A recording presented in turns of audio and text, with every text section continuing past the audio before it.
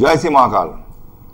আমি আসছি কন্যা লগ্ন, কন্যা রাশি, জাতক জাতিকা। আগস্ট মাসটা কি যেতে পারে মোটামুটি একটা, এই প্রেডিকশনটা একটা ওভারঅল প্রেডিকশন। প্রত্যেকটা মানুষের জাতক বা জাতিকা যেই হোক তাদের যে সব মিলবে এরকমও নয়, কারণ প্রত্যেকটা ইন্ডিভিজুয়াল চার্টটাও দেখা এখানে দরকার আছে, কার ব্যক্তিগত চার্টটা তার কি আছে।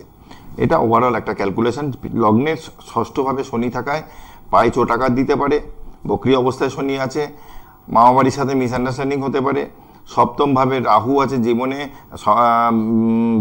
বিয়ের দিকে যারা যাচ্ছেন, ধরুন বিয়ে করতে যাচ্ছেন, একটু জটক বিচার করে করবেন। আপনাদের নিজস্ব যে কাস্ট আছে সেই কাস্টে নাও হতে পারে, আদার কাস্টও হতে পারে। এছাড়া নবমভাবে রবি মঙ্গল বসে রয়েছে, ভালো ভাগ্যস্থানে বসে রয়েছে। বাবার সাথে ভুল বোঝাবুঝি যদি কিছু থাকে সেই জায়গাটা অনেকটা ঠিক হয়ে যাবে, যেহেতু নবমভাবে বৃহস্পতি এখন বসে রয়েছে, বৃহস্পতি এবং মঙ্গল। আচ্ছা, আপনার 11th হাউসে আপনার কিন্তু রবি রয়েছে, এটা কিন্তু আপনাদের পক্ষে প্লাস পয়েন্ট। এখন আমি বলবো যে যাদের কিন্তু উচ্চ বিদ্যার জন্য চেষ্টা করছেন, কন্যা রাশি বা কন্যা লগ্নের জাতক জাতিকা, তারা কিন্তু এখন একটু উঠে পড়ে লাগতে পারেন, এটা কিন্তু হতে পারে। কন্যার সপ্তমভাবে রাহু আছে, সেই রাহু কিন্তু আপনাদের দাম্পত্য জীবনেও সমস্যার সৃষ্টি করতে পারে, এটা কিন্তু করবে।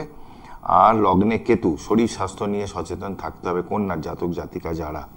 আর সিংহের অষ্টমে রাহু থাকায়, বলেছিলাম আগে, সিংহ লগ্নের জাতক জাতিকার অষ্টমে রাহু থাকায় হঠাৎ করে পাইলসের রোগ বা লিগ্যাল ঝামেলা এগুলো কিন্তু এসে যেতে পারে সিংহ লগ্নে জাতক জাতিকাদের।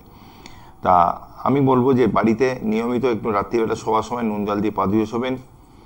নতুন ব্যবসা যারা করছেন ভেবেচিন্তে টাকা ইনভেস্টটা করবেন। এখানে আপনাদের বৃহস্পতি নবমে থাকায় 9, 10, 11, 12 লগ্নে দৃষ্টি দিচ্ছে, তৃতীয় দৃষ্টি দিচ্ছে, পঞ্চমে দৃষ্টি দিচ্ছে। সন্তান প্রাপ্তিতে বাধা, দীর্ঘদিন ধরে চেষ্টা করে যাচ্ছেন, ডাক্তার দেখাচ্ছেন, হচ্ছে না, কিন্তু এবারে কিন্তু একটা সন্তান হওয়ার মতন পরিস্থিতি তৈরি হয়েছে কন্যা লগ্নে জাতক জাতিকা যারা আছেন।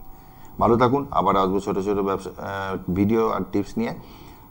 বলবো রাত্রিরে নুন জল দিয়ে রেগুলার পা ধুয়ে শুন, বাড়িতে নিয়মিত কর্পূরে আরতি করুন, এগুলো নিয়মিত করবেন, বাড়িতে করলে ভালো থাকবেন, বাড়ির বাস্তু ভালো থাকবে, আপনারাও ভালো থাকবেন। জয় মা তারা।